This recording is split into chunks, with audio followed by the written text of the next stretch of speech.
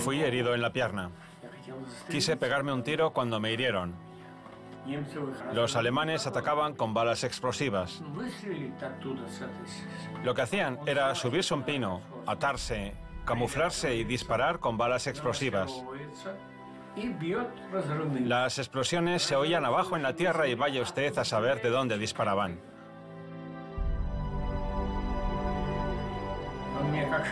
Me dieron fuerte en la pierna. Hasta me despedazaron los pantalones de campana, que estaban de moda en aquella época. Saqué la pistola y pensé, se acabó. De repente me agarró por el cuello un militar. Miré y vi que era un teniente. No se pegue un tiro, marinero. Salga arrastrándose por debajo de la zanja hacia ese lado y así saldrá de la zona de fuego, me dijo.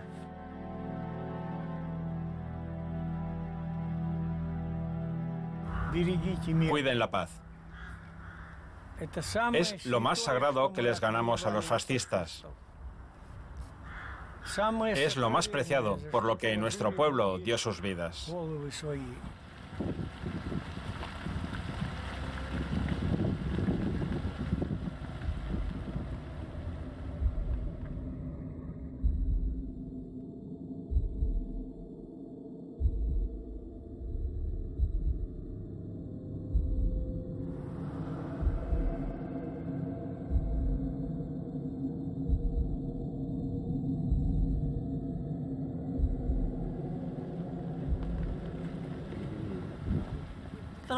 Qué miedo da todo esto. Destrozaron todo. Que Dios nos ampare. Nos sorprendieron aquí y empezaron a caer proyectiles que explotaban. Mi hija me agarró así y a duras penas llegamos hasta el cobertizo. Nos caímos al suelo y ahí nos quedamos. Pasamos un mes entero en el sótano. No sé qué va a pasar. Dios mío, ojalá se arreglen las cosas. No quiero más que vivir como antes, pero sin guerra. Los niños de ahora, ustedes no conocen la guerra. Esto es guerra. Y nosotros conocemos tanto la de antes como la de ahora. Qué ganas de ir a casa, de ducharse. Ya llevamos 7 meses aquí. ¿Aquí? Sí. No me diga. Sí. Y menudos tiroteos había. No se podía ni salir al patio. Nos escondíamos en el sótano y luego pasamos acá.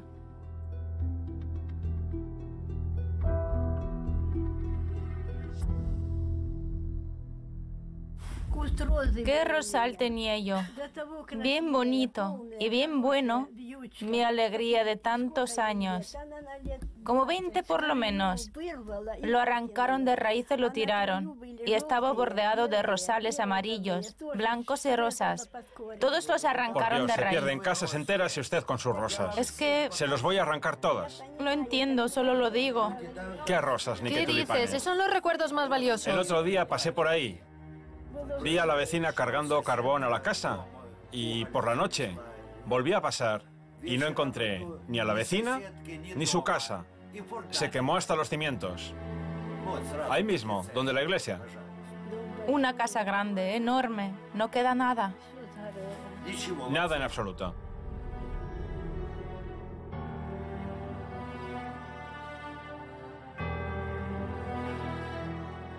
Yo hice la tontería de preguntarles a los 4 soldados que entraron. ¿Los de la Guardia Nacional Ucraniana? Sí, entraron 4 soldados con metralletas. Suelen quejarse de que les tratamos con frialdad, no les saludamos. Pues yo les saludé. Éramos mujeres y niños nada más. Un soldado devolvió el saludo y se fue, pero los otros 3 se quedaron parados con sus metralletas apuntadas así contra nosotros. Y yo hice la tontería de preguntarles, ¿contra quién luchan, muchachos? ¿Contra mujeres y niños? Vino uno corriendo hacia mí, me golpeó en el hombro con el puño y me dijo, ahora te mato de un tiro y diré que fue cosa de guerra.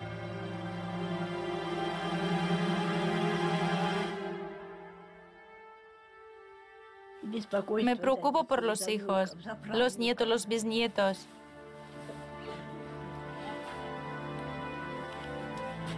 ¿Qué será de mi nieta en su tercer año de universidad? Basta, mamá, basta.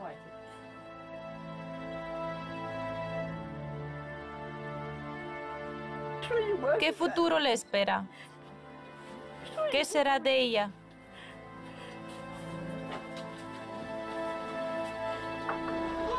Cuelguen a los comunistas de los árboles. Acuchillen a los rusos. ¡Vivan los héroes! ¡Viva la nación! ¡Mueran los enemigos!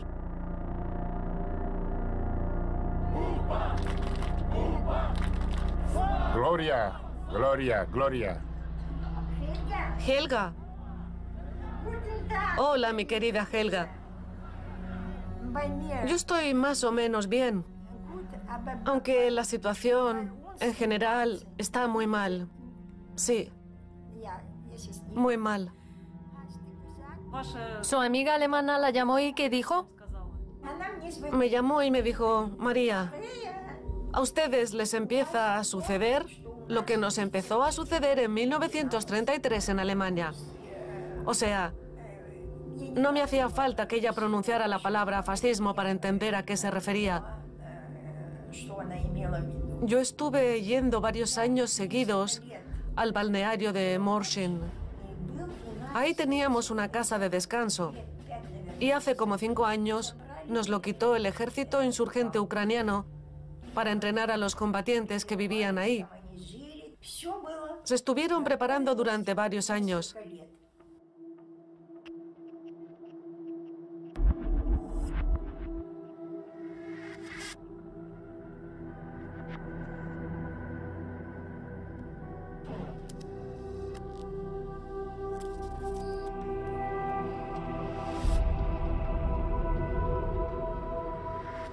El fascismo es una cosa horrorosa. Que Dios nos ampare. En el año 1943 nos llevaron a Berlín y directamente a la bolsa de trabajo. Y ahí llegaba gente para comprar mano de obra. Venían solicitando empleadas domésticas y compraban a menores por un sueldo de 7 marcos y 50 céntimos alemanes. A partir de los 18 años, los trabajadores valían 12 marcos. Al principio yo trabajé para una familia con 2 hijas mayores que yo. Mientras yo les echaba leña a la estufa, la mayor decía, cuando se acabe la guerra, vamos a construir un castillo en el Cáucaso y María será nuestra ama de llaves principal. Es decir, ya me consideraban su esclava por el resto de mi vida. Ahora los jóvenes inspiran lástima. ¿Qué clase de guerra es esa entre los representantes de un mismo pueblo? Es un desastre eso. Se les dispara a los civiles. ¿Por qué motivo y razón?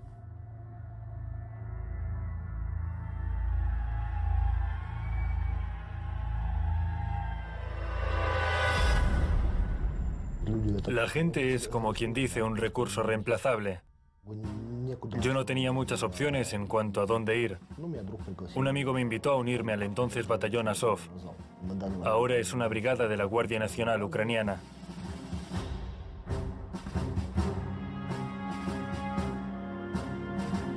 ¡Viva la nación! ¡Mueran los enemigos! ¡Vivan los héroes! Ucrania, todos al combate. ¿Por qué motivo fue esta guerra? Incluso yo mismo me lo pregunto y no encuentro ninguna respuesta hasta hoy en día.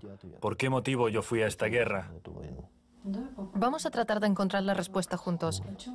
¿De qué trata esta guerra? Bueno, ahora yo ya lo sé. Sé de qué trata. Esta guerra no es más que un grupito de oligarcas que con nuestras manos reparten entre sí los territorios y recursos de nuestro país. Discúlpeme que se lo diga así, pero ¿entonces le llevaron como un cordero a matar a sus propios compatriotas? Puede que cierto tiempo atrás yo fuera incluso un hombre de ideas, No lo considero un error. Lo que pasó, pasó. Claro está, de poder cambiar el pasado, no habría participado en esta guerra. Pero ¿qué es lo que realmente hice? Nada fuera de lo común, nada de atrocidades, nada de qué avergonzarme. ¿Apoyó esta guerra? La verdad es que muchos la apoyaron, ¿Y qué tienen que ver con usted? y muchos siguen apoyándola. Sí la apoyé.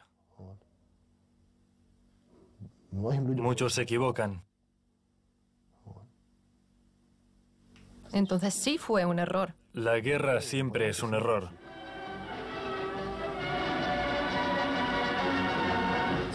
Entre las banderas alemanas se vislumbra el león ucraniano. Desde hace 25 años, estos voluntarios ucranianos de la 14ª División de Granaderos de las Waffen-SS llevan una lucha clandestina contra Moscú. Ahora estas personas van a luchar contra el bolchevismo junto con los soldados alemanes. Fue en la provincia de Sumskaya, en Ucrania. Los alemanes llegaron a nuestro territorio, lo recuerdo como si fuera hoy.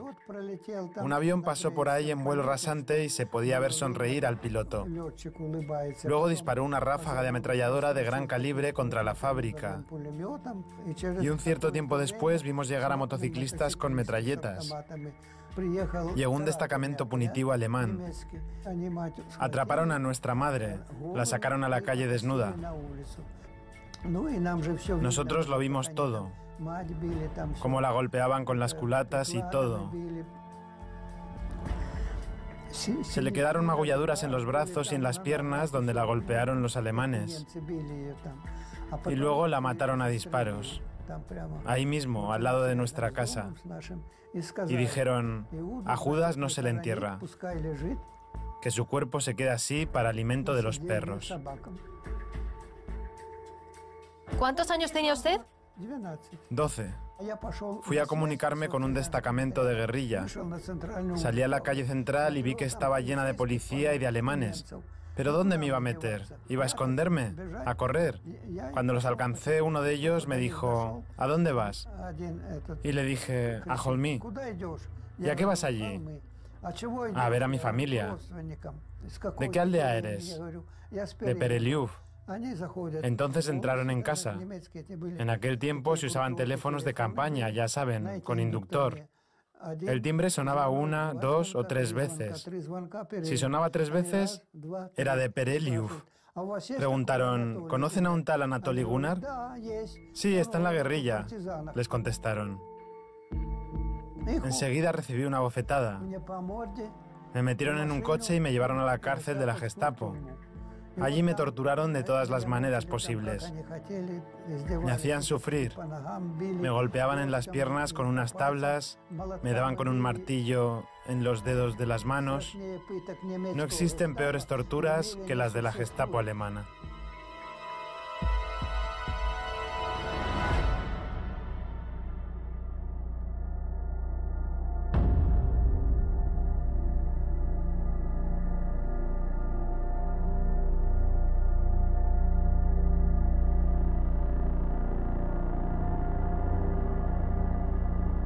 Nos retirábamos de Debaltsevo, pero tuve que quedarme para llevarme a mi familia fuera del cerco. Me delató un vecino concienzudo. Vinieron desde el puesto de control y me llevaron. Me ataron los brazos y las piernas con medias, me pusieron un saco en la cabeza. Me colocaron al borde de una fosa y me dispararon con una pistola en la nuca. La bala atravesó el saco y pasó por encima de mi cabeza. El tirador me tocó la entrepierna. ¿Estás seco?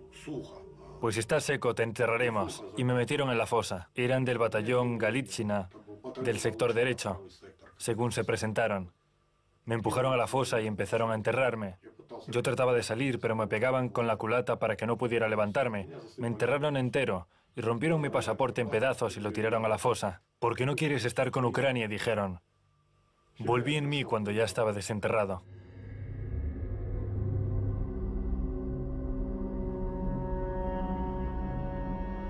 Me torturaron hasta tal punto que me empezaron a fallar los órganos. Cuando te dan vueltas en una barra hexagonal, en esta posición, las manos así, esposadas, miren, todavía tengo estas partes hinchadas. Estas de aquí. Cuelgas de esa barra con todo tu peso y además a veces te dan vueltas. Según sus normas, te deben tener así unos 5 minutos. Yo estuve 20 minutos así colgado. Y estos huesos los tenía aquí. Pensaba que se me iban a salir. ¿Y qué querían? Que firmara un papel que decía que maté a civiles, que robé, que confisqué autos, departamentos, dinero. Se ponían detrás soldados del sector derecho. Te echaban una soga al cuello y te preguntaban, ¿mataste? No, no maté a nadie, dije. Entonces te apretaban la soga. ¿Seguro que no mataste? No. Y te decían, entonces vamos a tu casa. Allí cavarás una fosa para tus padres y para ti. Entraremos a tu madre para que no pueda parir más bastardos como tú. Era así. No hablaban mucho.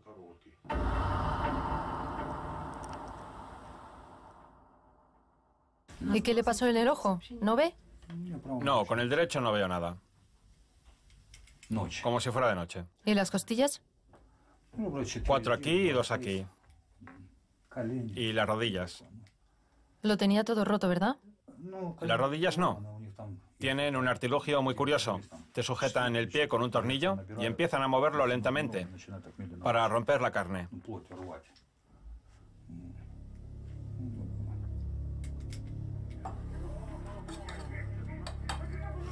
Se llevaron a mi mujer al departamento de dirección de los servicios de inteligencia.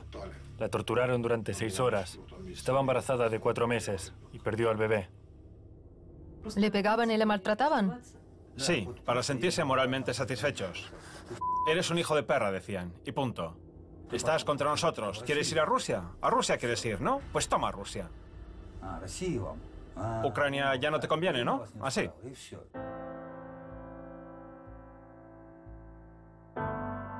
Soy ucraniano. Amo a Ucrania. No lucho en contra de Ucrania, sino en contra del gobierno que está en el poder. Son fascistas. Fascistas de verdad.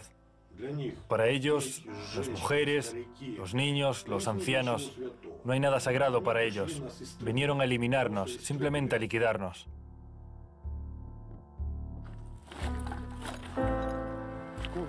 La Casa de la Cultura.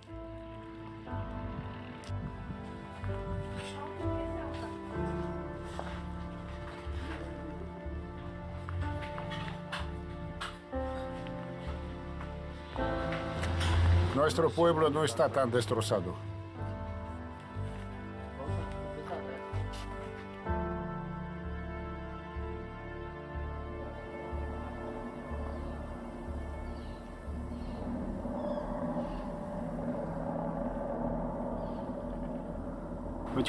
En estos bosques, en los tiempos de la Gran Guerra Patria, se fusilaba a los presos que estaban en el campo de concentración en el territorio de la fortaleza de Daugavpils. En un cementerio de estos están enterradas cerca de 20.000 personas.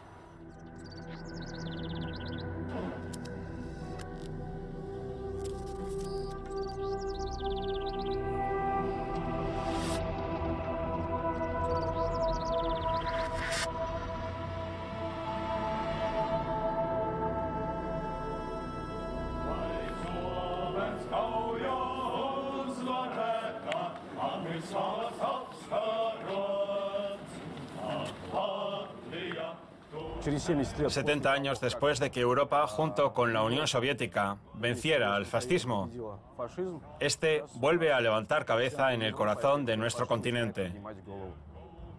La gente sale a la calle a expresar su postura sin miedo alguno, pero no son capaces de reconocer que el ejército soviético fue el liberador de Europa en la Gran Guerra Patria.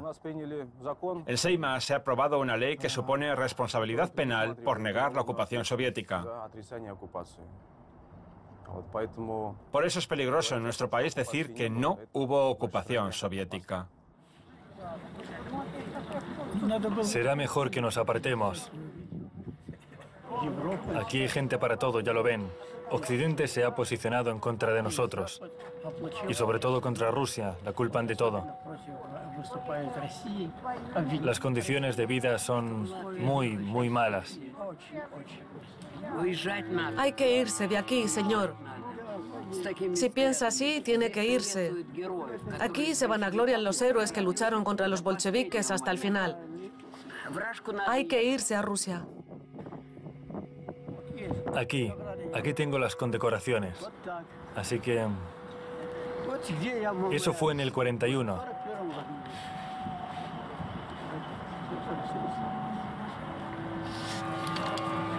Pero ahora tengo que estar allí escuchando de todos modos. ¿Por qué no puedo expresarme? ¿Por qué ellos pueden expresar su postura y usted no?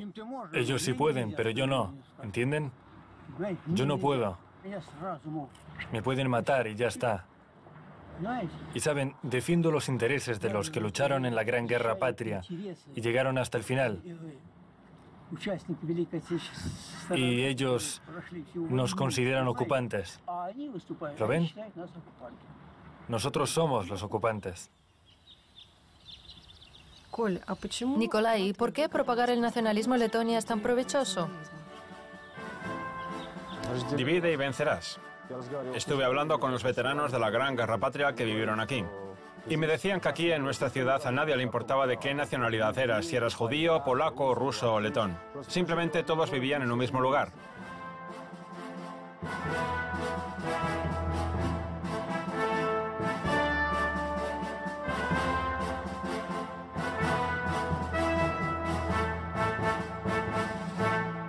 Y ahora tú eres letón y tú ruso, y él de alguna otra nacionalidad. Simplemente dividieron la sociedad porque así es más fácil controlarla. Gloria a la nación. Gloria a Ucrania.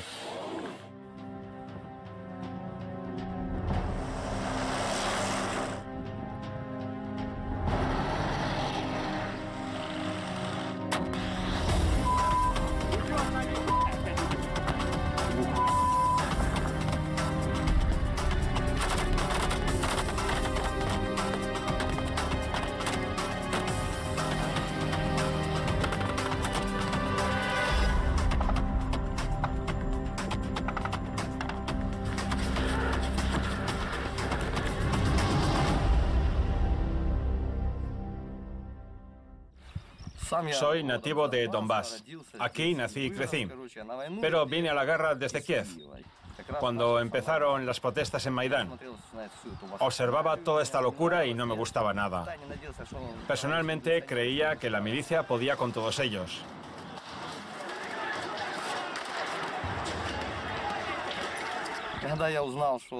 Pero cuando supe que las ciudades en las que viví habían empezado a ser bombardeadas, me di cuenta de que había que hacer algo. Durante un mes estuve reflexionando, dudando, pero finalmente entendí que mis reflexiones llevarían a que no quedara nada de Donbass. Y fui para allá. Aquí está su coche. Sí, es suyo. Venía llamando a Era.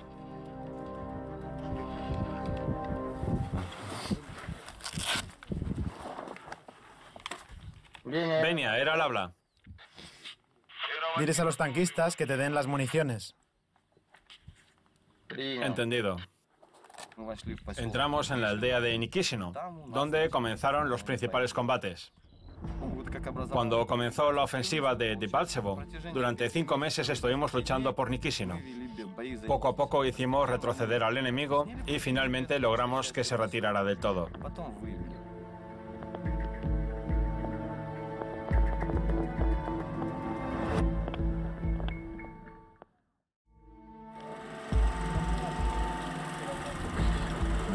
Estos son los agujeritos que hace mi abuelito. Disparé a mi primer tanque entre la segunda y la tercera rueda. El agujero que dejé en el blindaje era de unos 8 centímetros de diámetro.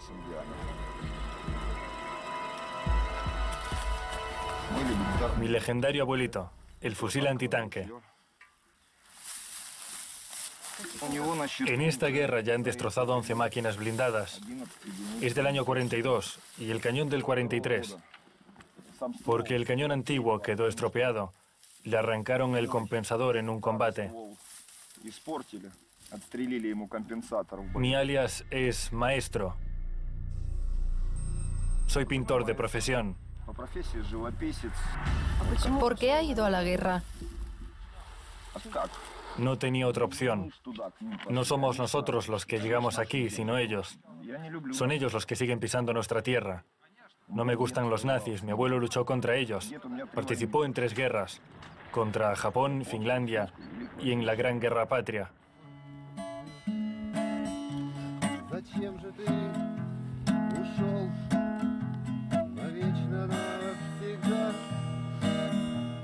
¿Murió su hermano mayor en esta guerra? Éramos 3 hermanos. El mayor de nosotros 3 murió un año antes de que empezara la guerra. Y mi segundo hermano mayor falleció en esta guerra. Tenía el mismo apodo que yo, maestro. Por lo visto, este distintivo es el que más le pegaba. ¿Quieren saber por qué? Porque tocaba muy bien la guitarra. Y era una persona muy buena en todos los sentidos. ¿Por qué no quiere enseñar la cara mientras habla conmigo? Porque mis familiares viven en Ucrania y no quiero que sufran por mi culpa. Por aquí hay una persona cuyo padre vive en Ucrania también. Le dijeron lo siguiente: o pagas 4.000 grivnas por haber colaborado con los separatistas o te vas a la cárcel. ¿Separatistas o terroristas? ¿Quiénes son los verdaderos terroristas? Son ellos los que disparan a los civiles. No bombardean nuestros asentamientos, sino atacan a propósito a los civiles. Lo hacen intencionadamente.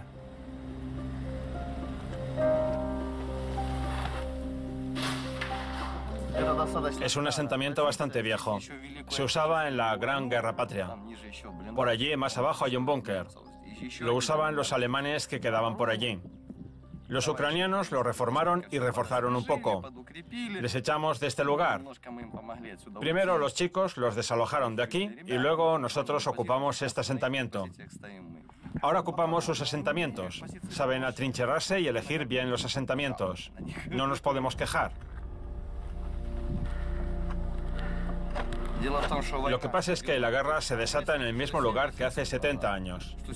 El relieve no cambia y las ofensivas se llevan a cabo en las mismas direcciones.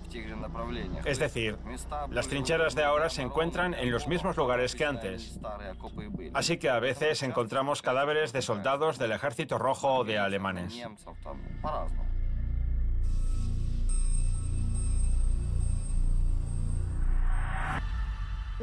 Esta es la tumba Ostraya. Nuestros abuelos lucharon para defender nuestra patria de los fascistas que habían llegado aquí. La situación se repite ahora. Aquí había un centro de enseñanza. Aquí es donde entrenaban a sus tropas y localizaban zonas civiles para el tiroteo. Cuando llegaban los nuestros, desde aquí disparaban con armas de artillería. Su puesto de mando se encontraba por aquí. Me refiero al refugio bajo tierra que está allí abajo, detrás de aquella cruz. Aquí se puede encontrar a cada medio metro restos de uniformes de los tiempos de la Gran Guerra Patria. Vinieron aquí con un solo objetivo. En sus uniformes ponía poseedor de esclavos. Les prometieron un terreno y darles 2 esclavos aquí. Para que lo sepa todo el mundo.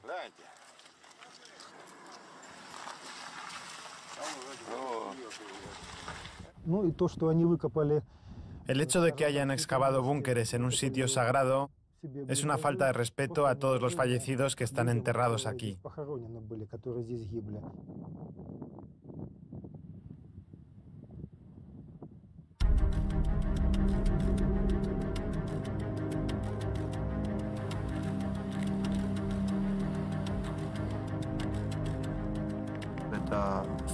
Es un lugar sagrado, situado a una altura legendaria. Este túmulo era un puesto principal de observación del ejército alemán. Aquí se llevaron a cabo combates encarnizados. El 29 de agosto de 1943, 17 agentes de los servicios de inteligencia con el subteniente Shevchenko al mando consiguieron acercarse sin que nadie se diera cuenta y tomar este lugar. La toma de Saur Mogila se convirtió en el símbolo de la liberación de Donbass de los fascistas. 70 años después de aquella guerra, el túmulo Saur Mogila seguía siendo el centro de combates encarnizados. En septiembre, las autodefensas llevaron a cabo combates aquí, echando a las tropas ucranianas. Finalmente no quedó nada en aquel monumento de hormigón de 36 metros. Hay nuevos enterramientos militares más abajo. Allí entierran a las autodefensas procedentes de aquí. Cuando enterramos a los fallecidos, encontramos restos de soldados del Ejército Rojo. Por lo visto, aquí habrá una nueva fosa común. Resulta que al cabo de 70 años, los abuelos están enterrados junto a los nietos o incluso junto a bisnietos que murieron defendiendo Donbass y Saur Mogila.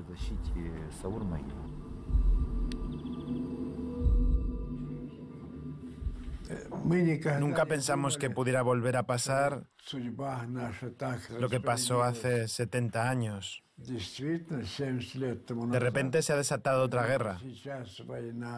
Por lo visto, así es nuestro destino. Salí de la cocina y me dirigí a la habitación cuando de repente se produjo una explosión. Se cayó el plafón cerca de mí. Si hubiera esperado 2 o 3 minutos más, el plafón habría caído encima de mí.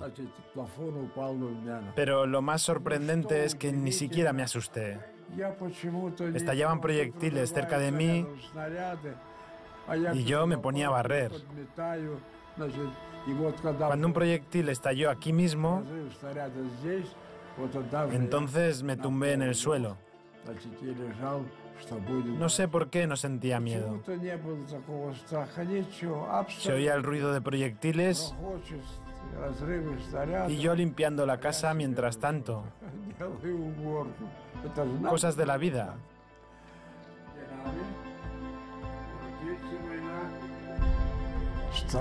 Es una guerra muy extraña, terrible y fratricida. Puedo entender cuando disparan posiciones militares, la línea de defensa y el frente. Hay 2 partes en pugna, pero ¿para qué bombardear hospitales, escuelas, niños y viviendas? Es una barbaridad para nosotros. Este es el fascismo auténtico. Auténtico. Esto es lo que nos indigna. Así que lucharía si fuera más joven. Hay que contarles todo sobre la guerra a las generaciones jóvenes sin falta.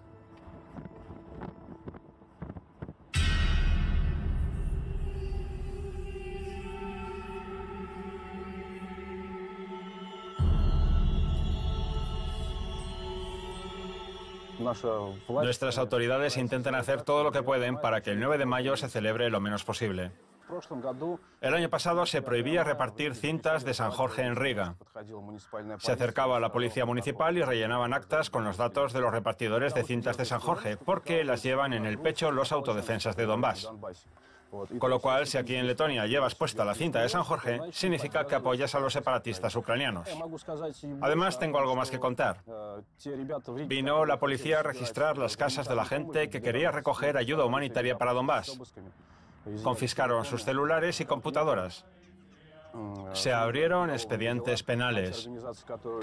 Sin embargo, las organizaciones que recogen ayuda humanitaria para el ejército ucraniano lo dicen abiertamente y nadie les hace caso.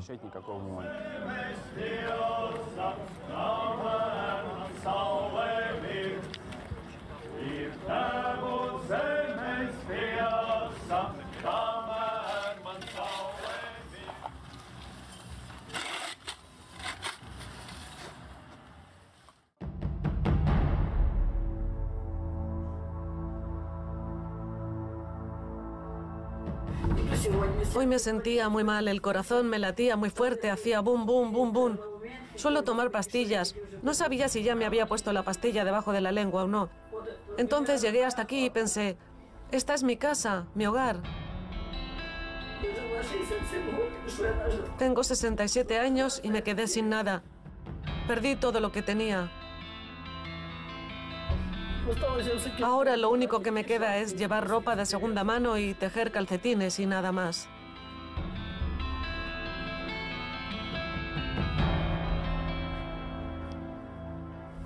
¿Qué decía la Guardia Nacional ucraniana mientras estaba aquí? Les oí hablar por teléfono. Un soldado dijo, mamá, ya he ganado suficiente dinero para comprarme un auto. Ahora me queda ganar dinero para poder pagar la boda. Entonces pensé, ¿quieres comprarte un auto y pagar la boda con el dinero manchado con la sangre de nuestra gente? ¿Y los autodefensas no son así? Sí, son totalmente distintos. Siempre están pendientes de nosotros, se preocupan por nosotros. Nos piden que hagamos la lista de todo lo que necesitamos. Dicen que nos van a ayudar. Es muy agradable hablar con ellos.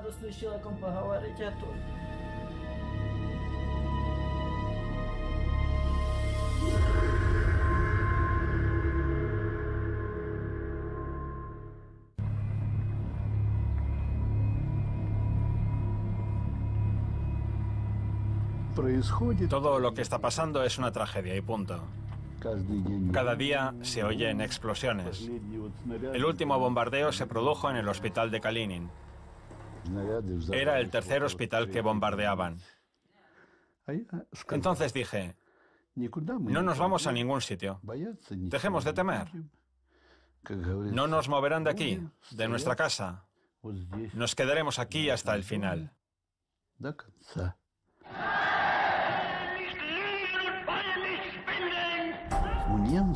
Los alemanes no tenían el concepto de fascismo, sino el de nacionalsocialismo. ¿Para quién construimos el socialismo? Para toda nuestra nación, no para todos. Aquí pasa lo mismo.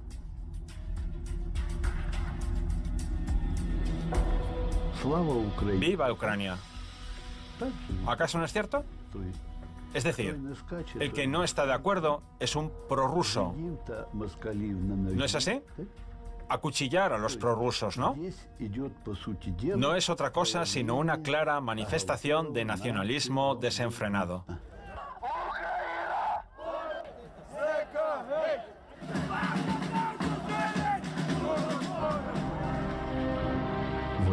Es duro combatir. Luchar es doloroso. Y luchar es difícil. Al llegar al frente, lo primero que pensé fue, ¿y para qué me preocupo tanto? Si me van a matar de todas formas. Es imposible salir vivo de este infierno.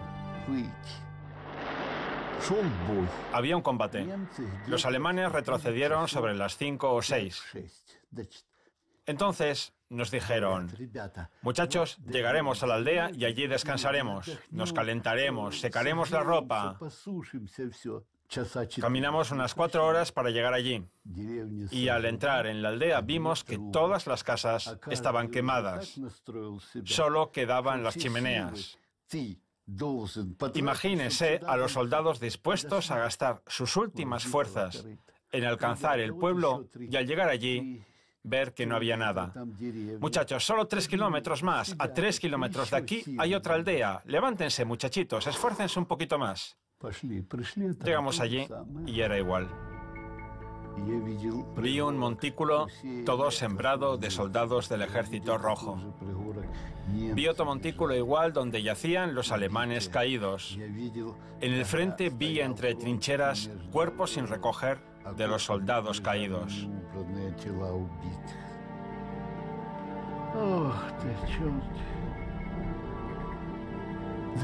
¿Para qué matar?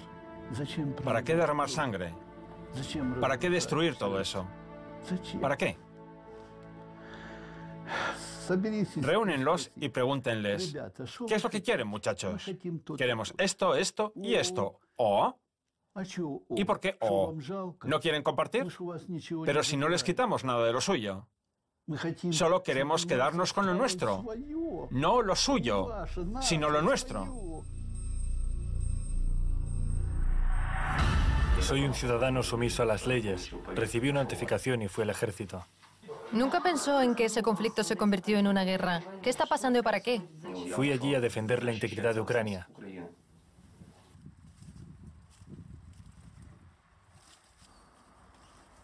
Andrei, ¿quién empezó el conflicto armado? ¿El conflicto armado? Francamente, ahora no puedo contestar a esa pregunta. ¿Pero está dispuesto a guerrear? ¿Por qué guerrear? Lo que digo es que si surge un conflicto, eso provoca una reacción, que a su vez también provoca una reacción más fuerte y al final el conflicto acaba en una operación antiterrorista. Entonces, ¿tus compatriotas son terroristas? ¿Es así? Simplemente dije que en Ucrania se llama operación antiterrorista.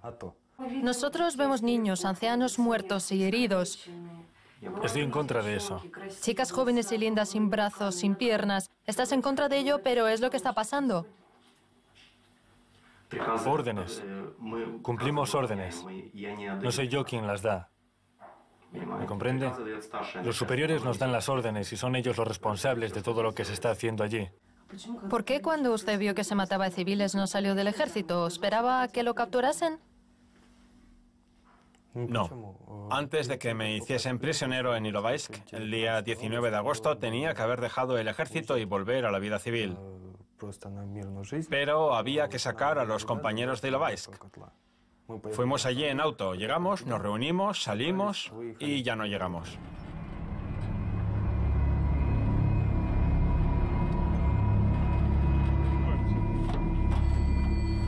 Ahora la gente que se encuentra prisionera lo ha entendido. Lo ha visto con sus propios ojos. Han visto lo terrible que es todo esto. Lo horrible que es estar prisionero y ver a tus compatriotas fallecidos ahí. Es horroroso ver esos cuerpos. Usted dice Ucrania unida. No está tan unida si la dividen territorial e ideológicamente. Eso es peor incluso que perder parte del territorio.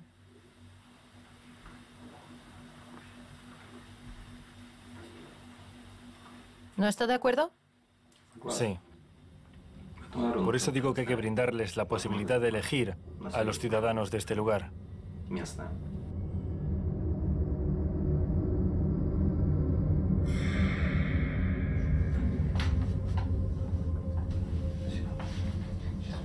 Espere. ¿Qué le parece el gobierno que llegó al poder en Kiev? Ni siquiera sé quién lo ha elegido, porque no había nadie que pudiera votar. Todos se desplazaron, algunos participaban y otros ayudaban. No sé quién participó en las elecciones. ¿Cómo que no? ¿El pueblo ucraniano? Cuando vi al comandante de mi batallón como diputado, entendí que nada bueno nos esperaba. Porque una cosa es la guerra y otra muy distinta a la política.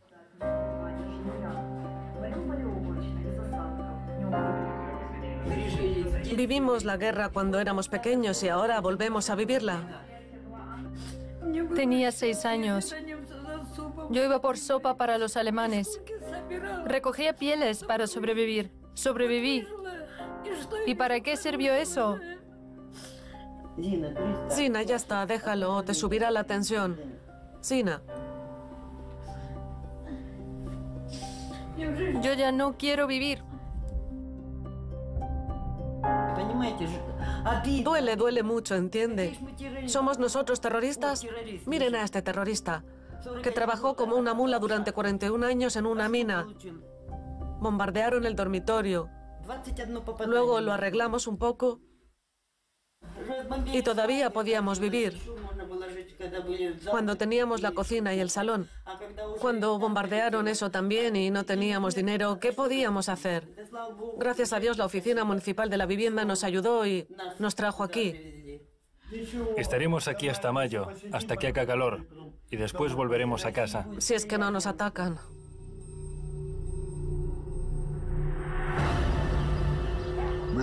Yo estuve en el ejército.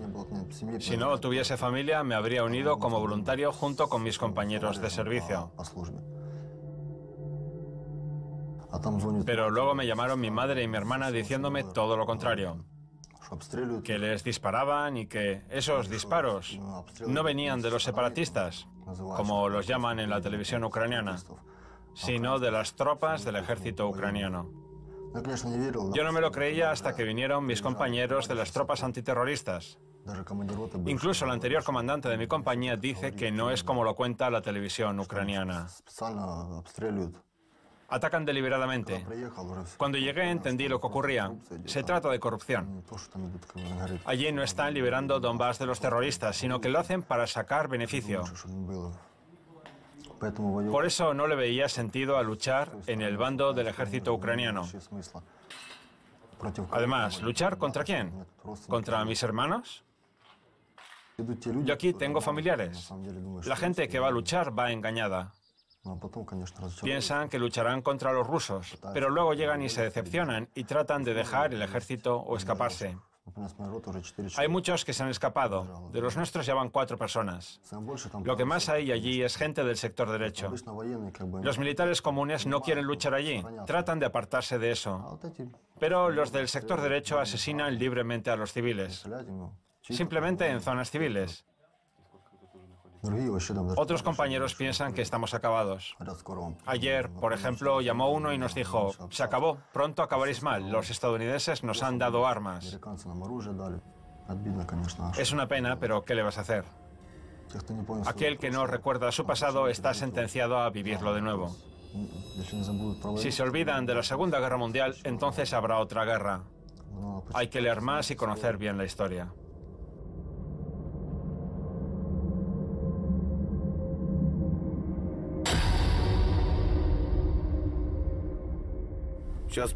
Ahora la generación iPhone no entiende nada.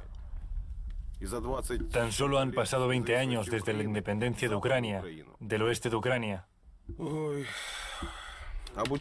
Les han inculcado que los rusos son malos y que la Unión Soviética era una nación agresora, aunque en realidad no era así. Éramos una nación unida. Toda la Unión Soviética era un espacio pequeño. Aquí había muchas nacionalidades. Yo soy ucraniano. ¿Y qué? Soy ucraniano de pura cepa. Mi familia es del oeste de Ucrania. Tengo allí mis raíces. ¿Y qué? Yo nací y crecí aquí. Aquí todo era tranquilo y pacífico. La gente trabajaba, crecía, construía casas, etc. Pero ya ven lo que ocurre ahora. Yo me dedicaba a la metalurgia. Aquí todos nos dedicamos a la metalurgia y la minería. Y ya está. Pero hemos tenido que tomar las armas. Ellos han venido aquí con armamento pesado. Yo no pienso unirme a sus gritos, ni cambiar la historia como ellos hacen.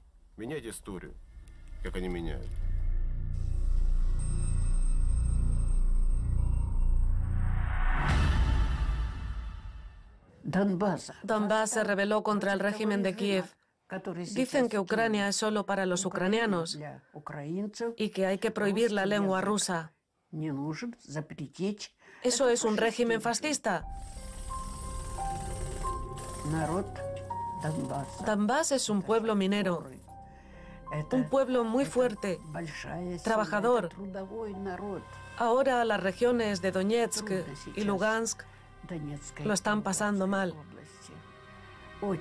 Es muy duro, pero hay mucho patriotismo. Es difícil decir cómo acabará todo esto.